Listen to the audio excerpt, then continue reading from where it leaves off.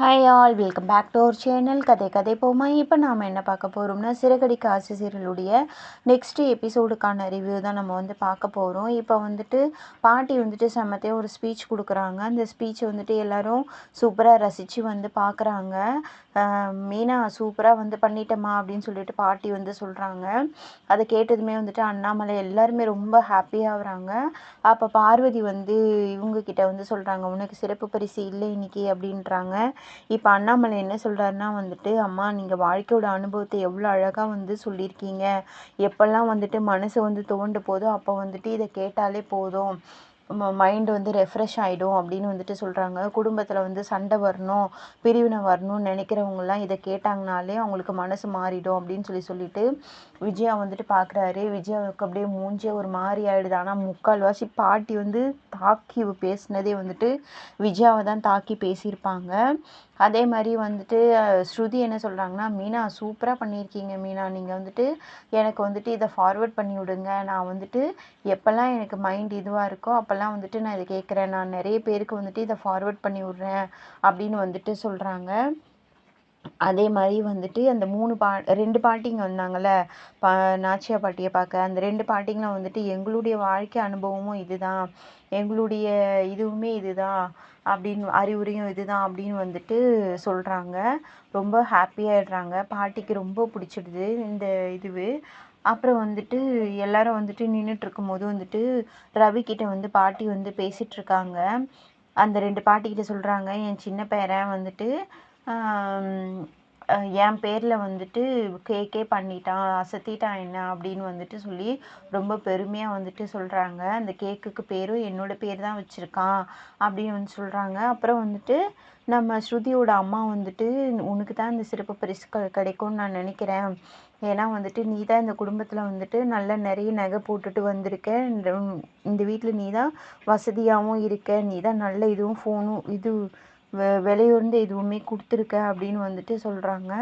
அம்மா நீ வாயை மூடுமா, தேவையில்லாமல் யாரையும் டீக்ரேட் பண்ணி பேசாத, வாயை மூடு அப்படின்னு சொல்லிடுறாங்க. அப்புறம் மனோஜும் ரோகிணியும் பேசிகிட்டு இருக்காங்க. பாட்டி ரவியை பாராட்டிகிட்டு இருக்காங்கன்ட்டு மனோஜ் சொல்கிறாரு, என்ன ரொம்ப இதுவாக பாராட்டுறாங்க, அவனுக்கு போயிடுமோ அந்த பரிசு அப்படின்னு பா பா மனோஜ் ரோகிணி கிட்ட சொல்லிகிட்ருக்காரு. சரி வா நம்மளே போய் கேட்டுடலாம் அப்படின்னு சொல்லிட்டு வராரு. வந்ததும்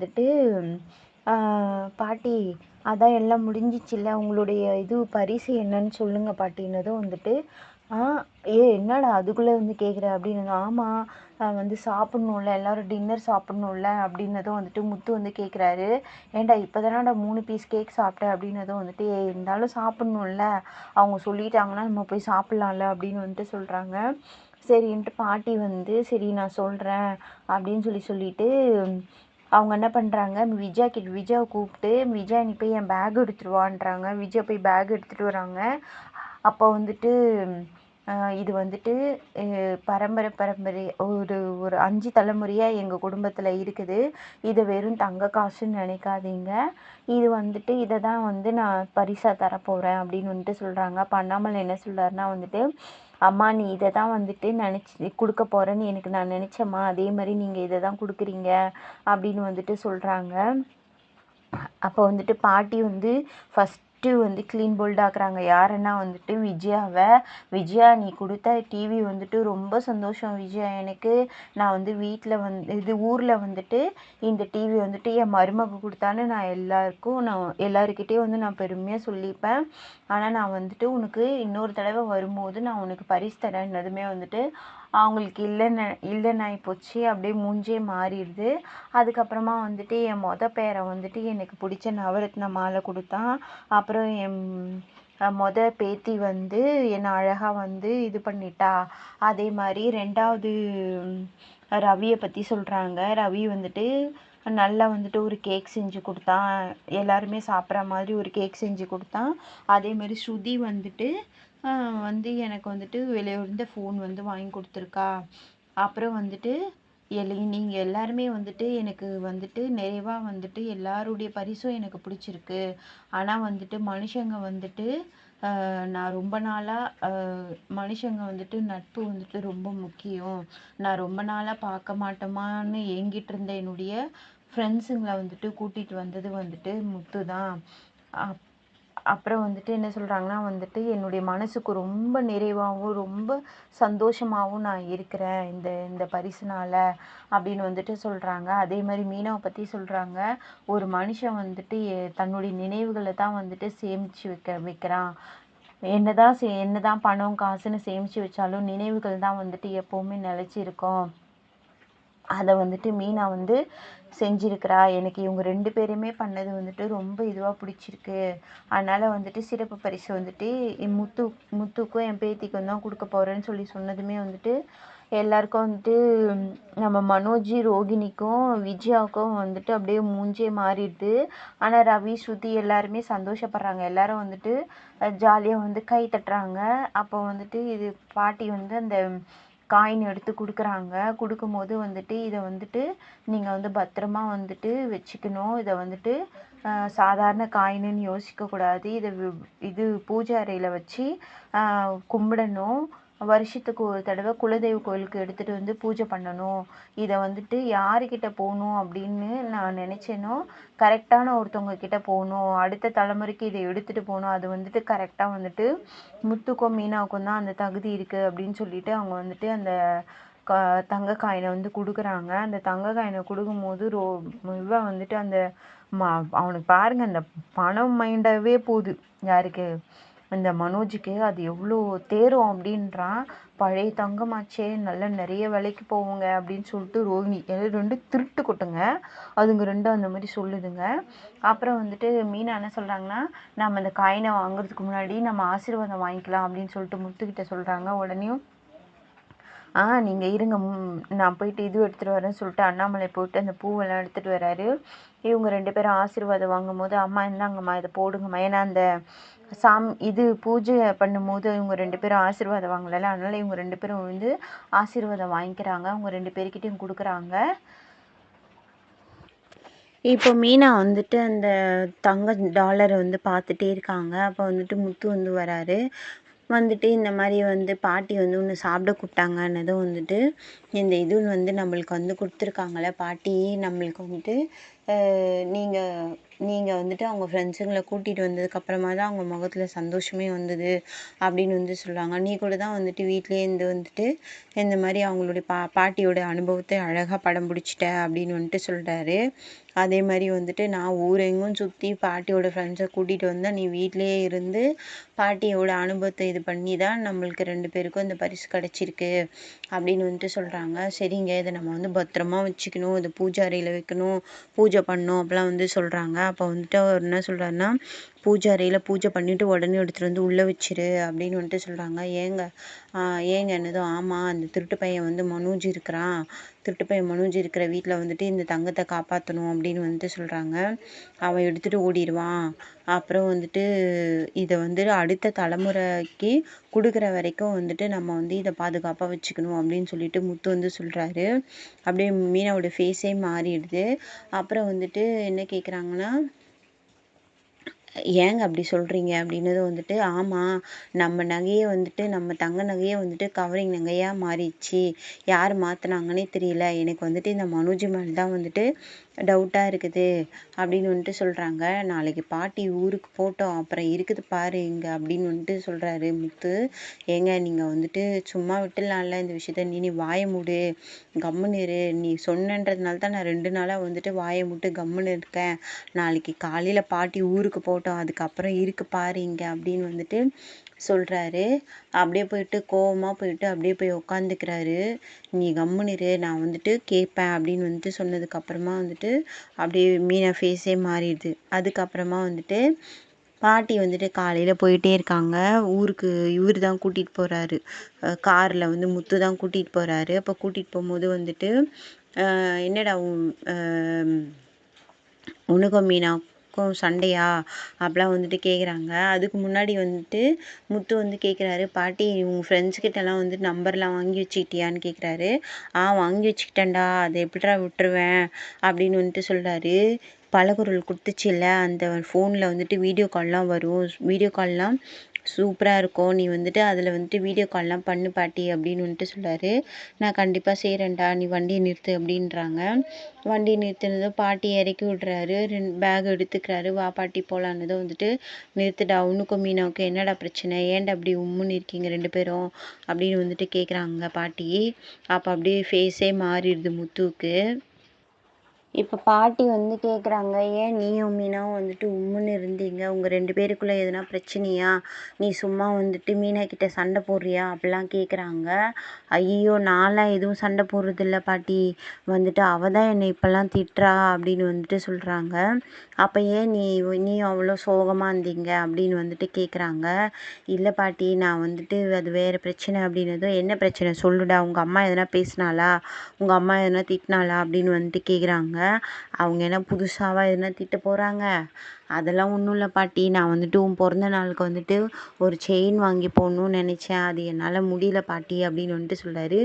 செயினா, அது எதுக்குடா எனக்கு அப்படின்னதும் வந்துட்டு, இல்லை பாட்டி, சின்ன வயசுலேருந்து நீ எனக்கு எவ்வளவோ செஞ்சுருக்க, ஆனால் உன் பிறந்த நாளுக்கு நான் அது செய்யணும்னு நினச்சேன், அதனால தான் பாட்டி அப்படின்றாரு.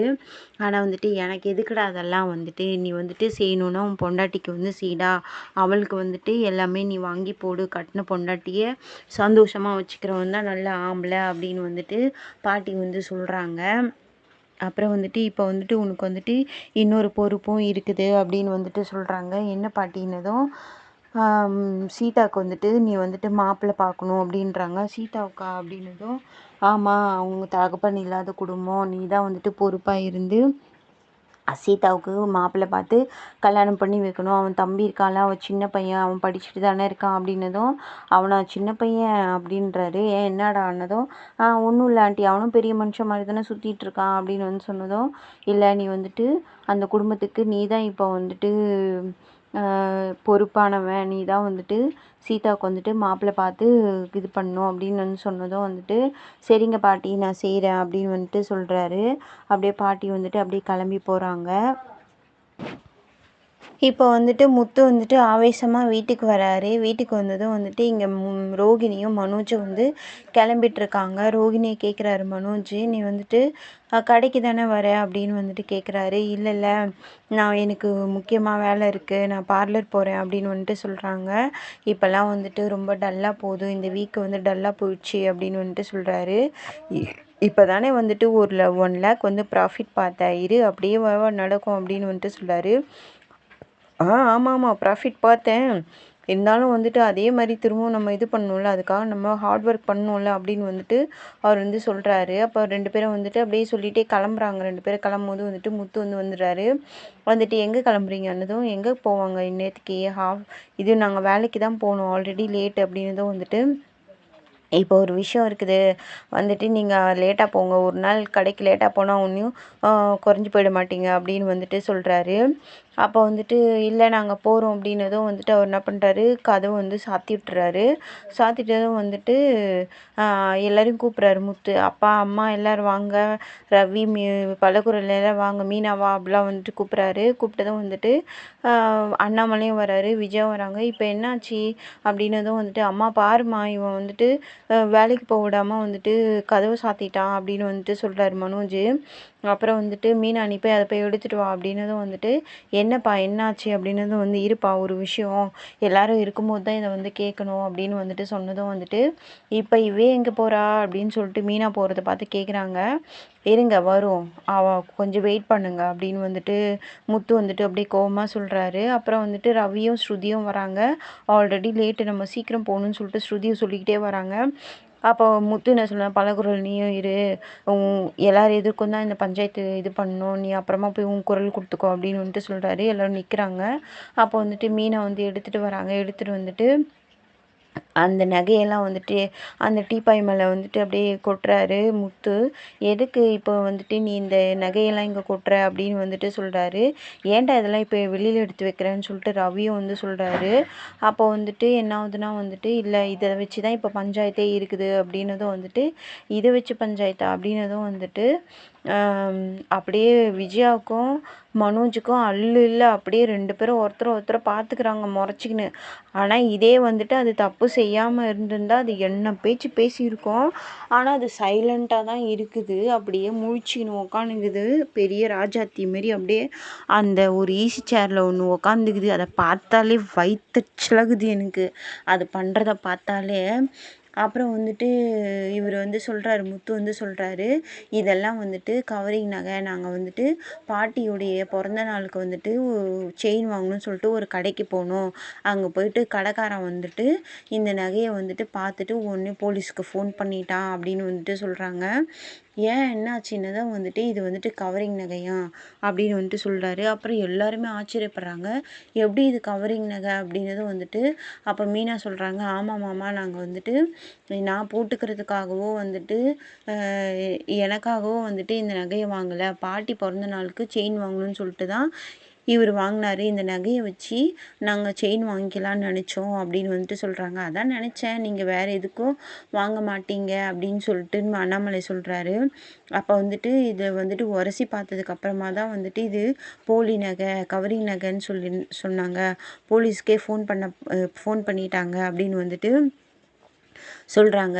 கல்யாணத்துக்கு போட்ட நகை எப்படி வந்துட்டு மாறுச்சு அப்படின்னு வந்துட்டு சொல்கிறாங்க. இப்போ இதெல்லாம் நடக்கும்போது அப்படியே மனோஜோட மூஞ்சியும் அப்படியே நம்ம விஜயோட மூஞ்சியும் பார்க்கணுமே, அப்பா இஞ்சி துண்ணு குரங்கு மாதிரி ஆயிடுது இந்த மனோஜோட மூஞ்சி. அதுலேயும் இந்த திருட்டு கொட்டு விஜயாகுது பாரு, எப்பா ஐயோ சாமி, அது மூஞ்ச பார்க்கணுமே, சைலண்ட்டாக இருக்குது, அப்படியே ஆச்சரியமாக பார்த்துக்கின்னு.